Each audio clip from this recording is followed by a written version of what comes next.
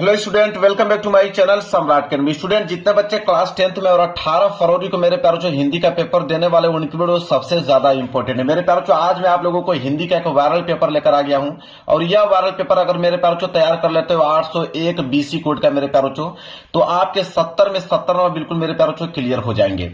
और admit card लेकर जाना है और एडमिट कार्ड पर से देखकर सही सही अनुक्रमांक और नाम यहाँ पे लिख लेना है। जैसे रिजल्ट मेरे प्यारों 2026 बोर्ड का रिजल्ट आएगा, आप देख लीजिएगा कि आपका स्कोर कम से कम मेरे प्यार बच्चों 95 प्लस स्कोर रहेगा मेरे प्यार बच्चों। और इस पेपर को हल करने के लिए आपके पास समय रहेगा 3 घंटे 15 मिनट। तो 3 घंटे 15 मिनट का बाद छोड़िए, आप 2 से लेकर 2.5 घंटे के अंदर में इस पेपर को सॉल्व कर पाओगे। नीचे जैसे ही पढ़ोगे, नीचे मेरे प्यार बच्चों आप लोगों को निर्देश देखने को मिलेगा और निर्देश यहीं पे पढ़ के मैं पूरा डिटेल में आप लोगों को बता देता हूं। वहां पे निर्देश पढ़ने की कोई आवश्यकता ही नहीं है, डायरेक्ट क्वेश्चन को सॉल्व कीजिएगा। पहला निर्देश बोल रखा है इसने कि प्रारंभ के 15 मिनट पर छात्रियों को प्रश्न पत्र पढ़ने के लिए निर्धारित है। बोला कि शुरू के 15 मिनट को टाइम मिलेगा इस पेपर को पढ़ने के लिए और 3 घंटे में इस पेपर को सॉल्व करना होगा। तो जैसे ही 18 फरवरी को मेरे प्यारों को पेपर मिले, सबसे पहला काम करना है कि आप लोगों को 15 मिनट का समय निकालकर पूरे के पूरे पेपर को आप लोगों को पढ़ लेना है और जो जो क्वेश्चन आ रहा है उस पर ट्रिक लगाते चलना है। जो जो क्वेश्चन आ रहा है उस पर ट्रिक लगाते चलना है। उन क्वेश्चन को सबसे पहले करना है, वो भी अच्छी हैंडराइटिंग में। इसके बाद देखिए दूसरा निर्देश क्या बोल रखा है कि प्रश्न पत्र 2 खंडों में खंड अ तथा खंड ब में विभाजित है। यह पेपर 2 खंडों में बना हुआ है। एक तो आएगा सबसे पहले खंड अ, इसके बाद आएगा आपका खंड ब। 2 खंडों में यह पेपर विभाजित है। चलिए जानते हैं खंड अ में क्या दिया। तो बोला है कि प्रश्न पत्र के खंड अ में बहुविकल्पीय प्रश्न है जिसमें सही विकल्प का चयन करके ओएमआर शीट पर नीले अथवा काले बॉल पॉइंट पेन से सही विकल्प वाले गोले को पूर्ण रूप से काला करें। इसका मतलब यह है मेरे प्यारे बच्चों कि खंड अ में बहुविकल्पीय प्रश्न दे रखा है। कितना? तो टोटल 20 बहुविकल्पीय प्रश्न आपसे पूछेगा और उनका उत्तर आपको ओएमआर शीट पे करना होगा। देखिए, आप नीले पेन का भी यूज कर सकते हैं या काले पेन का यूज कर सकते हैं रंगने के लिए। पेन आपका बॉल पॉइंट पेन होना चाहिए, जेल वाली पेन का इस्तेमाल नहीं करना। मैं बार बार कहता हूं कि जेल वाली पेन का इस्तेमाल इसलिए नहीं किया जाता है। जेल वाली पेन फैलता है तो 2-3 दिन बाद जब वो फैल जाएगा तो ओएमआर शीट आप लोगों का खराब हो सकता है। इसलिए मैं कह रहा हूं जेल वाली पेन का इस्तेमाल नहीं करना है, आपको बॉल पॉइंट पेन का इस्तेमाल करना है। इसके बाद चौथा निर्देश है कि खंडों में बहुविकल्पीय प्रश्न हेतु प्रत्येक प्रश्न के लिए 1 अंक निर्धारित है। कह रहा है कि एक प्रश्न 1 नंबर के लिए पूछा जाएगा बहुविकल्पीय का। तो टोटल आपके पास 20 बहुविकल्पीय प्रश्न है जो कि 20 नंबर के लिए पूछा जाएगा। आगे बढ़ते हैं, अगला निर्देश है, कह रहा है कि प्रश्न पत्र के खंड अ के प्रश्न हेतु 1 घंटा तथा खंड ब के प्रश्नों को हल करने तो 2 घंटे का समय निर्धारित है। कह रहा है कि खंड अ जिसमें 20 बहुविकल्पीय प्रश्न है उसको हल करने के लिए मेरे पास 1 घंटे का समय दिया गया है। तो क्या आपको 1 घंटे का समय लगेगा 20 बहुविकल्पीय प्रश्न सॉल्व करने के लिए? अरे अधिक से अधिक लगेगा तो आपको लगेगा 5 मिनट, अधिक से अधिक 5 मिनट 7 मिनट यही लगने वाला है आपको 20 बहुविकल्पीय प्रश्न, क्योंकि पूरा का पूरा सोल्यूशन बताने वाला हूं मेरे प्यारों आज की इस वीडियो में। बाकी जितना भी टाइम आपके पास बचेगा पूरा का पूरा खंड ब में लगा दीजिएगा हल करने के लिए। अब लास्ट निर्देश है मेरे प्यार बच्चों कि प्रत्येक प्रश्न के सम्मुख उनके निर्धारित अंक दिए गए हैं। मतलब हर एक प्रश्न के आगे लिखा हुआ मिलेगा कि प्रश्न 1 नंबर का है या 2 नंबर का है या 4 नंबर का है या 6 नंबर का है। जितना भी नंबर का कोई भी प्रश्न होगा उसके सामने लिखा हुआ मिलेगा। तो मेरे प्यार बच्चों ये था निर्देश बिल्कुल कम समय में डिटेल में मैंने आप लोगों को बता दिया और पेपर इधर से स्टार्ट हो रहा है। मैं पेपर आप लोगों को दिखाता हूं। देखिए मेरे प्यारों जो पेपर आप लोगों का यहां से स्टार्ट है। सबसे पहले देखिए खंड अ आया है और खंड अ में मेरे प्यारों जो दिया हुआ है बहुविकल्पीय प्रश्न, 20 बहुविकल्पीय प्रश्न दिया है। पहला प्रश्न देखिए क्या पूछा इसने, कह रहा है कि आचार्य रामचंद्र शुक्ल प्रसिद्ध हैं। 1 नंबर के लिए प्रश्न है, मतलब किसके लिए प्रसिद्ध हैं? आचार्य रामचंद्र शुक्ल जी। तो मेरे प्यार बच्चों आलोचना साहित्य के लिए प्रसिद्ध है। सी वाला ऑप्शन जो है बिल्कुल राइट आंसर हो जाएगा। इसके बाद दूसरा प्रश्न जो है वो है कि गोदान उपन्यास के लेखक है। कई बार इस प्रश्न को बता चुका हूं कि गोदान एक उपन्यास है, इसके लेखक कौन है मेरे प्यारे बच्चों? मुंशी प्रेमचंद्र जी हैं। मतलब कि बी वाला ऑप्शन जो है बिल्कुल राइट आंसर हो जाएगा। आगे बढ़ते हैं, अगला प्रश्न देख लीजिए, प्रश्न संख्या 3। देखिए तीसरा प्रश्न है यहाँ पे कि नीड का निर्माण फिर के रचनाकार है। मतलब कि नीड का निर्माण फिर एक रचना है और उस रचना के रचनाकार कौन है यह बताना है। तो उनके रचनाकार हैं हरिवंश राय बच्चन जी। ये वाला ऑप्शन जो है बिल्कुल करेक्ट आंसर हो जाएगा। अगला है, थोड़ा सा मैं जूम कर देता हूं, थोड़ा सा बड़ा दिखने में लगे आपको। हाँ, चौथा प्रश्न देख लीजिए, कह रहा है कि झूठा सच उपन्यास के लेखक हैं। 1 नंबर के लिए प्रश्न है। कहने का मतलब कि झूठा सच एक उपन्यास है और उस उपन्यास के लेखक कौन है मेरे प्यारे बच्चों? उनके उपन्यास के लेखक हैं यशपाल जी। ये वाला ऑप्शन जो है बिल्कुल करेक्ट आंसर हो जाएगा। 5वां प्रश्न देख लो कि क्षयवाद की मुख्य प्रवृत्ति है। 1 नंबर के लिए है। तो क्षयवाद की जो मुख्य प्रवृत्तियां है मेरे प्यारे बच्चों वो है आपका श्रृंगार और प्रेम वेदना। सी वाला ऑप्शन जो है बिल्कुल राइट आंसर हो जाएगा। क्वेश्चन नंबर 6 है कि कलम का सिपाही जीवनी है। 1 नंबर के लिए प्रश्न है, कलम का सिपाही एक जीवनी है, किनकी जीवनी है यह बताना है। तो मेरे प्यारे बच्चों मुंशी प्रेमचंद्र की जीवनी है। बी वाला ऑप्शन जो है बिल्कुल करेक्ट आंसर हो जाएगा। आगे बढ़ते हैं, 7वां प्रश्न देख लीजिए, घनानंद किस काव्यधारा के कवि हैं। 1 नंबर के लिए प्रश्न है। तो घनानंद किस काव्यधारा के कवि हैं, तो वह है आपके रीति मुक्त काव्यधारा के। सी वाला ऑप्शन जो है बिल्कुल राइट आंसर हो जाएगा। अगला प्रश्न है प्रश्न संख्या 8वां कि हंस पत्रिका के संपादक हैं। 1 नंबर के लिए प्रश्न है। तो हंस पत्रिका के जो संपादक है मेरे प्यारे बच्चों वह है आपके प्रेमचंद्र जी। बी वाला ऑप्शन जो है बिल्कुल राइट आंसर हो जाएगा। प्रश्न 9 है कि जहाज का पंचीकृति की विधा है। 1 नंबर के लिए प्रश्न है, मतलब कि जहाज की पंची एक कृति है और यह जो कृति है किस विधा की कृति है यह बताना है। तो यह जो है मेरे प्यारे बच्चों उपन्यास विधा की कृति है। सी वाला ऑप्शन जो है बिल्कुल करेक्ट आंसर हो जाएगा। अगला प्रश्न है प्रश्न संख्या 10वां कि तार सप्तक का प्रकाशन वर्ष है। 1 नंबर के लिए प्रश्न है मेरे प्यारे बच्चों। तो तार सप्तक का प्रकाशन वर्ष है सन 1943 ईस्वी।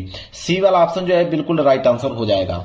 अगला प्रश्न है प्रश्न संख्या 11 कि निर्वेद का स्थायी भाव है। 1 नंबर के लिए प्रश्न यह भी है मेरे प्यारे बच्चों। तो निर्वेद का स्थायी भाव होता है शांत रस का। यहाँ पे सी वाला ऑप्शन जो है बिल्कुल करेक्ट आंसर हो जाएगा। अगला प्रश्न है 12वां कि पीपर पात सरिस मंडोला में अलंकार है। ये जो पंक्ति दिया हुआ है कि पीपर पात सरिस मंडोला, मतलब इस पंक्ति में किस अलंकार का प्रयोग किया गया मेरे प्यारे बच्चों, यह पूछा है उपमा अलंकार का प्रयोग किया गया है। बी वाला ऑप्शन जो है बिल्कुल राइट आंसर हो जाएगा। 13वां प्रश्न है कि रोला छंद में कुल चरण होते हैं, मतलब रोला छंद में कुल कितने चरण होते हैं। तो टोटल रोला और छंद की अगर बात करें तो 4 चरण होते हैं। रोला छंद में 4 चरण होते हैं मेरे प्यारे बच्चों, मतलब बी वाला ऑप्शन जो है बिल्कुल करेक्ट आंसर हो जाएगा। इसके बाद है 14वां प्रश्न की आगमन में किस उपसर्ग का प्रयोग हुआ है। उपसर्ग का मतलब जो आगे जुड़ता है, अगर मैं इसको तोड़ूंगा तो यह टूटेगा आ धन गमन के रूप में। गमन का अर्थ भी होता है मेरे प्यारे बच्चों, तो आ धन गमन के रूप में टूट जाएगा। और जो आगे जुड़ता है, आगे क्या जुड़ा हुआ आ, तो आ जो है वो उपसर्ग कहलाएगा। कहने का मतलब है डी वाला ऑप्शन जो है बिल्कुल करेक्ट आंसर हो जाएगा। 1 नंबर यहां से भी आप लोगों का क्लियर हो गया। 15वां प्रश्न है कि भलाई में प्रत्यय, प्रत्यय मतलब जो लास्ट में जुड़ता है, ठीक है, जो लास्ट में जुड़ता है मेरे प्यारे बच्चों उसे बोलते हैं हम लोग क्या, प्रत्यय। तो भला धन ई, जब इसे तोड़ोगे तो ये टूटेगा भला धन ई के रूप में। तो लास्ट में क्या जुड़ा हुआ है, ई जुड़ा हुआ है, तो ई जो है मेरे प्यारे बच्चों कहला जाएगा प्रत्यय। क्लियर है। चलिए अगला प्रश्न है प्रश्न संख्या 16 कह रहा है कि नीलांबर में कौन सा समास है। 1 नंबर के लिए प्रश्न है। तो नीलांबर में किस समास का प्रयोग किया गया मेरे प्यारे बच्चों, तो इसमें है कर्मधारय समास। कहीं दिख रहा है, बिल्कुल सी वाला ऑप्शन जो है बिल्कुल राइट आंसर हो जाएगा। 17वां है आम का तत्सम रूप है। 1 नंबर के लिए प्रश्न है। तो आम का अगर हम तत्सम रूप देखें तो आम्र होगा, क्या हो जाएगा, आम्र। बी वाला ऑप्शन जो है बिल्कुल करेक्ट आंसर हो जाएगा। अगला प्रश्न है प्रश्न संख्या 18 कि कृतवाच्य में प्रधानता होती है। 1 नंबर के लिए प्रश्न है। तो कृतवाच्य में प्रधानता होती है कर्ता की होती है कर्म की कि भाव की मेरे प्यारे बच्चों। तो देखने में ही आपको समझ में आ रहा है कि कृतवाच्य में कर्ता की प्रधानता होगी।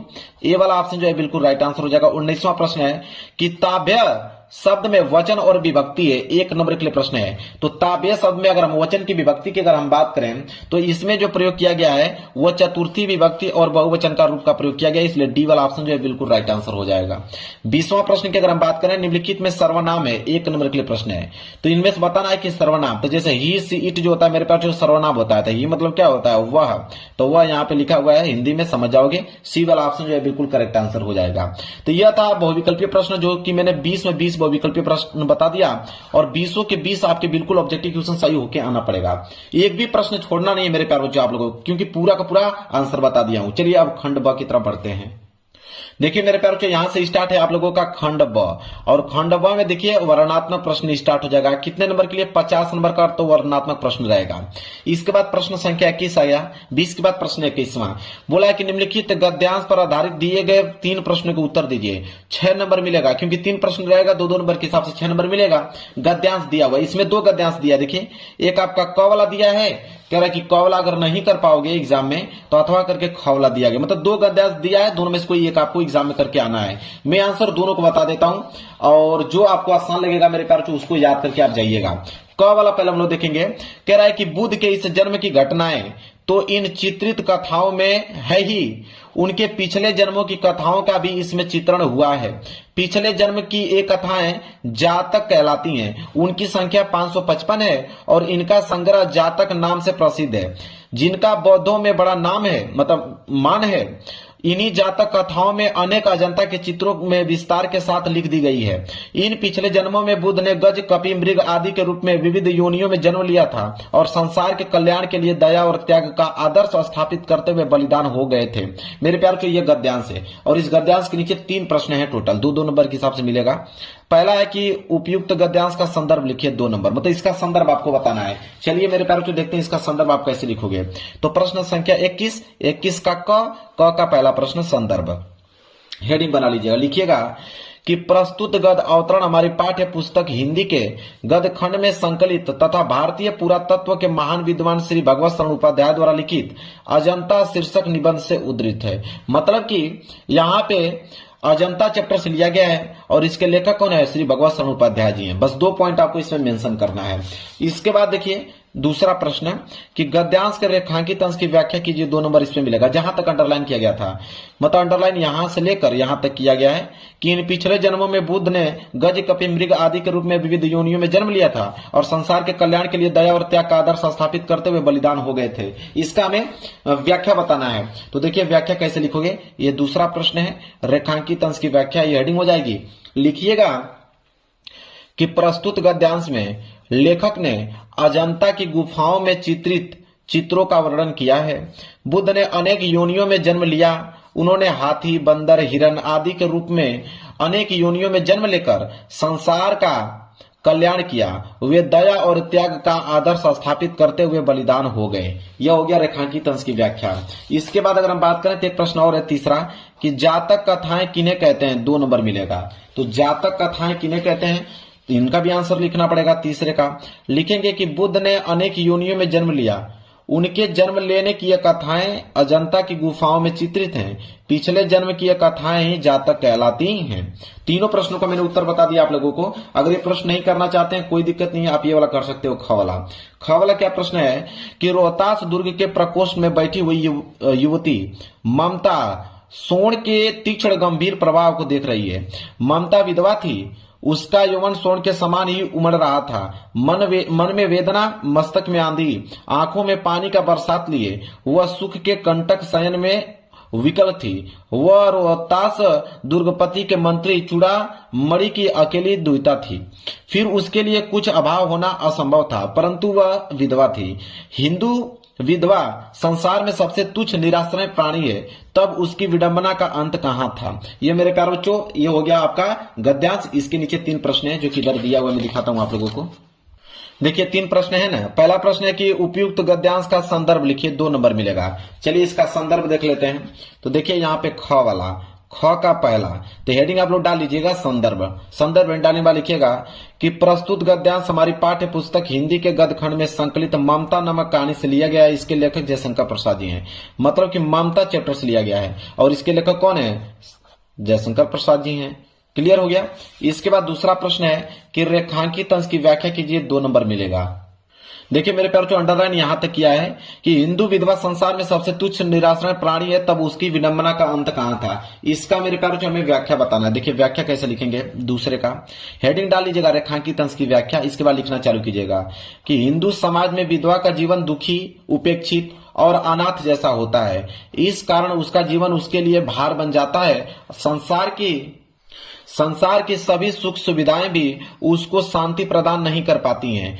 ऐसी ही विकट परिस्थितियों से युक्त ममता के कष्टों का भी अंत नहीं था। क्लियर है। चलिए इसके बाद देखेंगे एक प्रश्न और दिया था। देखिए एक प्रश्न और है ना तीसरा कि गद्यांश के आधार पर संसार में सबसे तुच्छ निराश्रय प्राणी कौन है, 2 नंबर इसमें मिलेगा। तो इनका भी आंसर लिखना पड़ेगा। तीसरे का कि संसार में हिंदू विधवा प्राणी को एक तुच्छ निराश्रय प्राणी मानते हैं। बस इतना पॉइंट लिख देना है। क्लियर है मेरे प्यारे बच्चों। चलिए अब हम आएंगे प्रश्न संख्या 22 की तरफ। दोनों मैंने बता दिया है, दोनों में से जो मन करेगा उसको याद करके जाइएगा। प्रश्न 22 है कि दिए गए पद्यांश पर आधारित 3 प्रश्न के उत्तर दीजिए। अभी हमने गद्यांश देखा, ये पद्यांश आ गया। पद्यांश भी 6 नंबर के लिए ही होता है क्योंकि इसके नीचे भी 3 प्रश्न होते हैं। 2-2 नंबर के हिसाब से 6 नंबर मिलता है यहाँ पे। अब मेरे प्यारे इसमें भी 2 दिया है। एक आपका क वाला दिया गया है, कह रहा है कि क वाला नहीं कर पाओगे तो अथवा करके ख वाला दिया गया है। दोनों में से कोई एक ही करना है। मैं तो आंसर दोनों का बता दूंगा आपको। पहले क वाला देखते हैं। क वाला है कि सुनी सुंदर बैन सुधारा साने सायानी है जान की जानी बली तिरछे करी नैन दे सन तिन्हे समुचे कछु मुस्काई चली तुलसी ते ही अवसर सोहे सबे अवलोकती लोचन लाहू अली अनुराग तड़ाग में भानु उदय विगर्मी मनु मंजुल कंज कली। अब यहाँ पे 3 प्रश्न है। पहला है कि उपयुक्त पद्यांश का संदर्भ लिखिए 2 नंबर, मतलब इस पद्यांश का हमें क्या लिखना है, संदर्भ लिखना है। चलिए तो यहाँ पे आंसर देखेंगे, देखिए 22 का क वाला और क का पहला प्रश्न, मतलब संदर्भ हेडिंग डालिएगा, लिखिएगा कि प्रस्तुत पद्यांश हमारी पाठ्य पुस्तक हिंदी के वनपथ पर नामक पाठ से लिया गया है और इसके जो रचयिता है वो तुलसीदास जी, मतलब तुलसीदास जी लिखे गए हैं और वनपथ शीर्षक से लिया गया है। क्लियर है मेरे प्यारे बच्चों, इतना चीजें।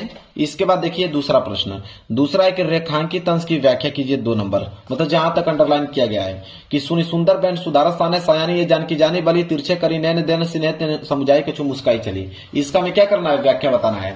तो देखिए व्याख्या कैसे लिखेंगे, दूसरे का हेडिंग डाल लीजिएगा, रेखांकित अंश की व्याख्या लिखिएगा कि गोस्वामी कहते हैं कि गांव की स्त्रियों की यह अमृत मपी वाणी सुनकर जानकी समझ गई कि ये स्त्रियां बहुत चतुर हैं, अतः इन्होंने मर्यादा का पालन करते हुए संकेतों के द्वारा उन्हें बता दिया। ये हो जाएगा बता दिया, ये होगा तो होगा बता दिया। अपने नेत्र तिरछे करके इशारा करके कुछ समझाकर सीता जी मुस्कुराती हुई आगे बढ़ गई। क्लियर है। चलिए इसके बाद देखिए एक प्रश्न और है तीसरा कि अनुराग तड़ाग तथा मनुमंजुल कंजकली में कौन सा अलंकार है। ठीक है, तो 2 नंबर इसमें भी मिलेगा। तो इसमें लिखेंगे तीसरे का कि अनुराग तड़ाग में रूपक तथा मनु मंजुल कंजकली में उत्प्रेक्षा अलंकार, मतलब उत्प्रेक्षा अलंकार का प्रयोग किया गया है। क्लियर है। चलिए अगर ये नहीं करना चाहते हैं तो देखिए यहाँ पे दिया हुआ है कि सच्चा प्रेम वही है जिसकी तृप्ति आत्मबलि पर हो निर्भर, त्याग बिना निष्प्राण प्रेम है करो प्रेम पर प्राण निछावर, देश प्रेम वो पुण्य क्षेत्र है अमल असीम त्याग से विलसित, आत्मा के विकास से जिसमें मनुष्यता होती है विकसित। अब देखिए इसके नीचे भी 3 प्रश्न है। पहला है कि उपयुक्त पद्यांश के शीर्षक एवं कवि का नाम लिखिए, 2 नंबर मिलेगा। चलिए देख लेते हैं इसका आंसर। देखिए अथवा करके यहाँ पे ख वाला है, ख का पहला यहाँ पे संदर्भ हेडिंग डाल लीजिएगा, लिखिएगा कि प्रस्तुत पद हमारी पाठ्य पुस्तक के हिंदी काव्य खंड में संकलित स्वदेश प्रेम शीर्षक से उद्धृत है और इसके रचयिता श्री राम नरेश त्रिपाठी जी हैं और यह कविता उनके काव्य संग्रह स्वप्न से ली गई है। यह हो गया मेरे प्यारे बच्चों संदर्भ। इसके बाद रेखांकित अंश की व्याख्या कीजिए, 2 नंबर मिलेगा। जहां तक अंडरलाइन किया गया था, अंडरलाइन कहां तक किया है कि त्याग बिना निष्प्राण प्रेम है, करो प्रेम पर प्राण निछावर, देश प्रेम व पुण्य क्षेत्र है अमल असीम त्याग से विलसित। इसका हमें व्याख्या करना है। तो देखिए व्याख्या दूसरा का हेडिंग डालिएगा रेखांकित अंश की व्याख्या, फिर लिखिएगा कि सच्चा प्रेम वही है जिसकी तृप्ति आत्मबलि पर हो निर्भर। इस पंक्ति में कवि ने सच्चे प्रेम की परिभाषा दी है। कवि का कहना है कि सच्चा प्रेम वह है जो किसी व्यक्ति की आत्मबलि पर निर्भर करता है। इसका अर्थ है कि सच्चे प्रेम में त्याग और बलिदान की भावना होनी चाहिए। त्याग बिना निष्प्राण प्रेम है। इस पंक्ति में कवि यह स्पष्ट करता है कि बिना त्याग के प्रेम का कोई मूल्य नहीं होता। जब प्रेम में स्वार्थ का समावेश होता है तो वह प्रेम निष्प्राण व अर्थहीन हो जाता है। क्लियर है। चलिए ये हो गया उस रेखांकित अंश की व्याख्या। इसके बाद देखिए एक प्रश्न और है तीसरा कि प्रस्तुत पद्यांश में किसके प्रेम पर प्राण निछावर करने की बात कही गई है, 2 नंबर इसमें मिलेगा। तो इसका आंसर हम लोग लिखेंगे तीसरे का कि प्रस्तुत पद्यांश में देश प्रेम पर प्राण निछावर करने की बात कही गई है।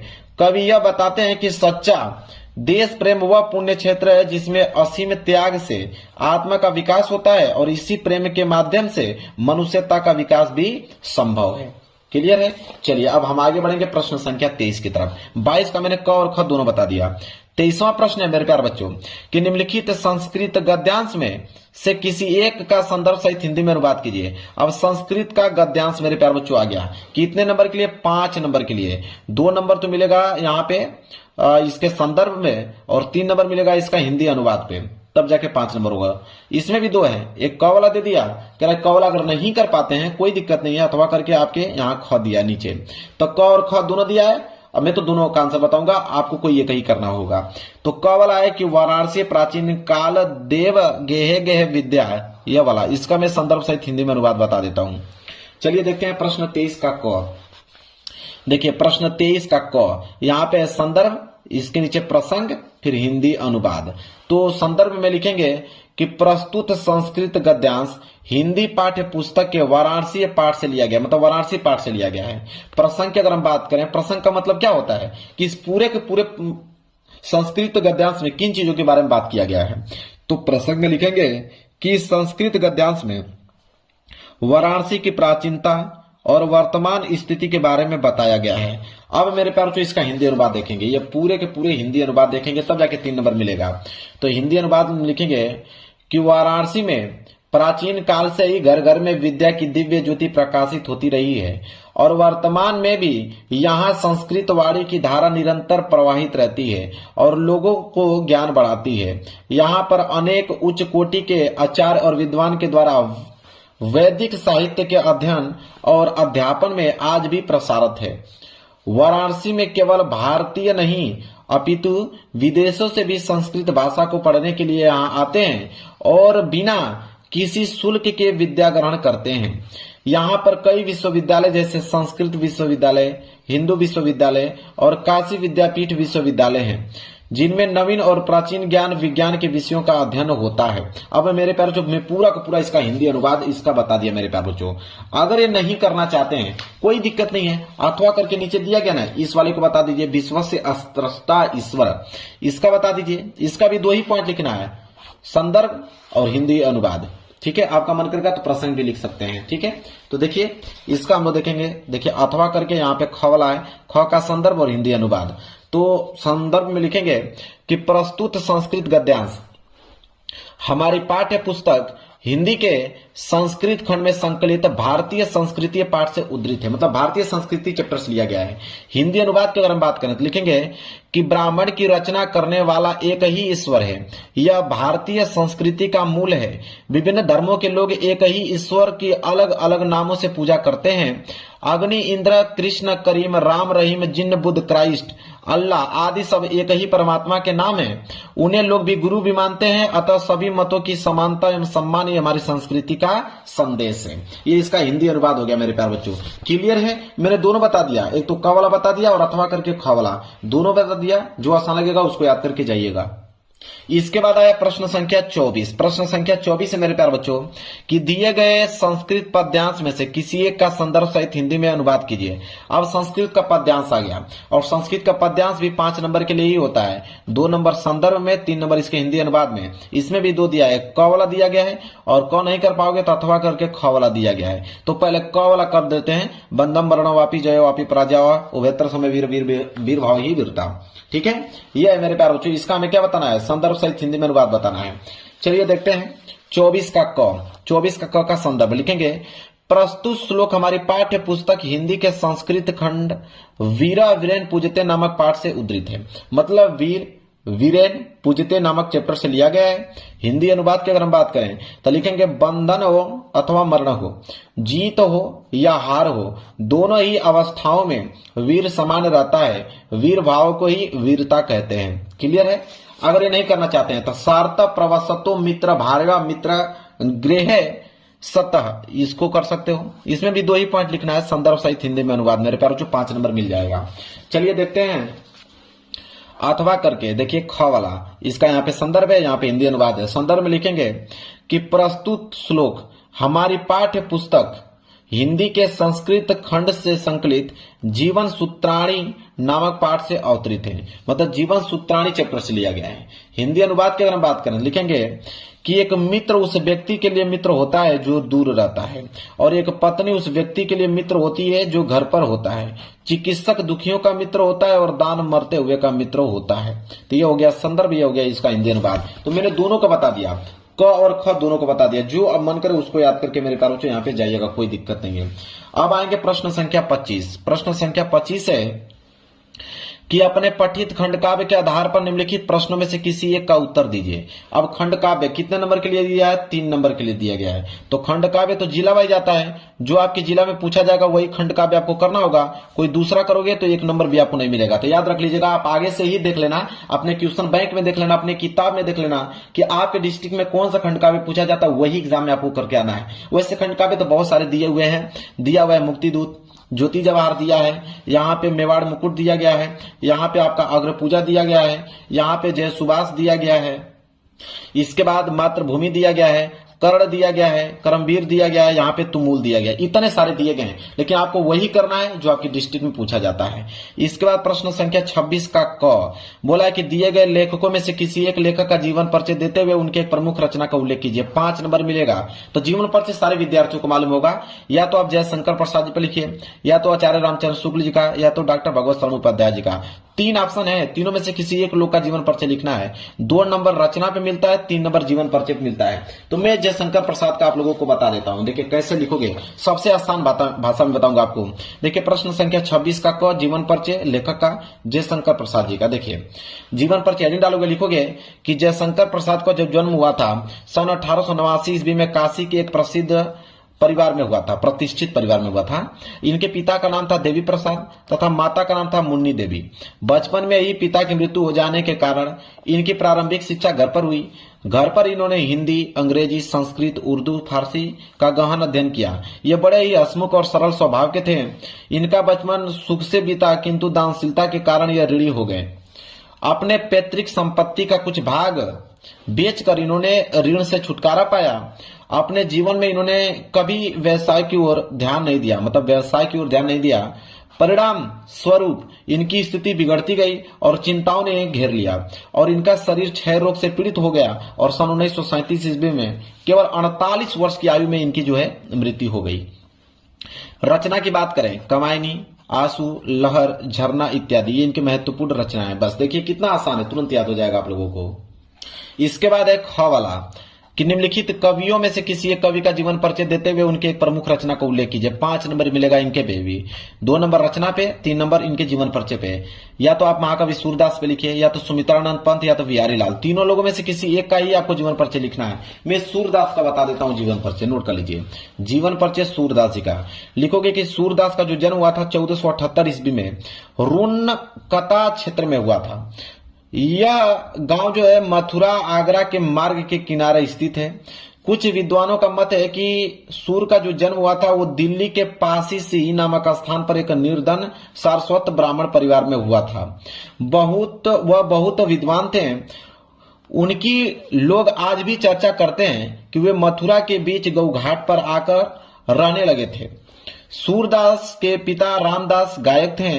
सूरदास के जन्मांध होने के विषय में मतभेद है। प्रारंभ में सूरदास आगरा के समीप गौघाट पर रहते थे।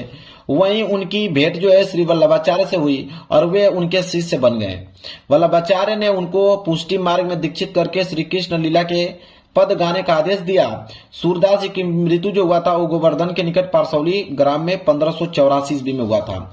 सूरदास जी निम्नलिखित ग्रंथ लिखे थे, जैसे सूर सागर, यहाँ पे सूर सरावली, साहित्य लहरी। बस 3 आपको पॉइंट लिख देना है, ये सब कुछ लिखने की जरूरत नहीं है। बस आप लिखिएगा सूर सागर, सूर सरावली, साहित्य लहरी, बस 3 लिख दीजिएगा, काम आपका बन जाएगा। इसके बाद आएगा प्रश्न संख्या 27 कि अपने पाठ्य पुस्तक में से कंठस्थ कोई एक श्लोक लिखे जो इस प्रश्न पत्र में न आया हो। कोई श्लोक लिखना है जो इस पेपर में न आया हो, 2 नंबर मिलेगा। तो चलिए मैं श्लोक आप लोगों को यहाँ पे बता देता हूँ। चलिए मैं बोल देता हूँ, आप नोट कर लीजिए। सर्वे भवन्तु सुखिनम, सर्वे सन्तु निराम्या, सर्वे भद्राणु पश्यन्तु मां कश्चित् दुःख भाग भवेत्। ठीक है, और यह वाला जो मैं लिखा हूं मेरे प्यारे बच्चों कि बंदम मरणो वापी जयो वापी प्रजा अभ्यत्र समो वीर वीर भाव ही वीरता, यह इस पोयम है जो कि इस पेपर में आया था, इसलिए मैं इसको नहीं बताऊंगा, क्योंकि यह लिख के आओगे नंबर नहीं मिलेगा, क्योंकि उसने बोला है कि जो इस पेपर में ना आया हो कोई दूसरा लिखने के लिए मेरे प्यारे बच्चों बोला यहाँ पे है। तो आप ये लिख सकते हो, सर्वे भवन्ति सुखिनम, सर्वे सन्तु निराम्या, सर्वे भद्राणु पश्यन्तु मां कश्चित् दुःख भाग भवेत्। ठीक है, चलिए आगे बढ़ते हैं। प्रश्न 27 यहाँ पे कंप्लीट हो गया। इसके बाद प्रश्न 28 कि निम्नलिखित में से किन्हीं 2 प्रश्न के उत्तर संस्कृत में दीजिए। 2 नंबर मिलेगा। तो 1, 2, 3, 4 आपके पास ऑप्शन 4 है। इन चारों में से किन्हीं 2 ही प्रश्नों का उत्तर देना है। तो मैं एक दूसरे का बता देता हूं कि चंद्रशेखर स्वग्रीम किम अवदत। ठीक है, एक दूसरे का बता देता हूं, एक चौथे का बता देता हूं कि वाराणसी केसा संगम मछली अस्थि वाला। तो देखिए ये हो गया दूसरे का आंसर, देखिए दूसरा, और ये हो गया चौथे का आंसर। तो मैंने 2 प्रश्नों का उत्तर बता दिया, 2 ही प्रश्नों का काम है।